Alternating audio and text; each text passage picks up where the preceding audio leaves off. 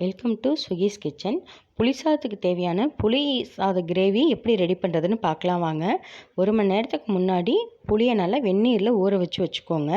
அதை நல்லா கரைச்சி ஒரு பாத்திரத்தில் நல்லா வடிகட்டிக்கோங்க. சக்கையாகிற வரைக்கும் நல்லா தண்ணி ஊற்றி கரைச்சி வடிகட்டி வச்சுக்கோங்க.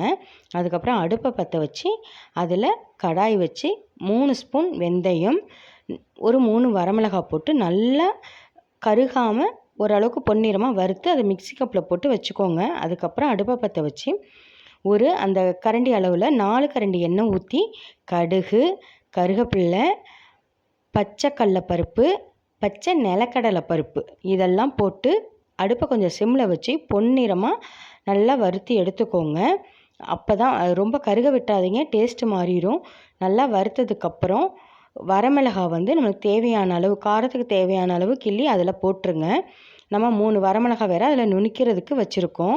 கருவேப்பிலை போட்டு நல்லா வதக்கி விடுங்க. கடைசியாக பெருங்காயத்தூள் போட்டு நம்ம வடிகட்டி வச்சுருக்கோம் இல்லையா புளி, அதையும் அதில் ஊற்றிடுங்க. அதுக்கப்புறம் மஞ்சத்தூள், கல்லுப்பு, நம்ம இந்த மிக்ஸி கப்பில் போட்டிருக்கோம் இல்லையா, அதை பவுட்ரு பண்ணி அதில் போட்டு ஒரு அரை மணி நேரம் நல்லா கொதிக்க விடுங்க.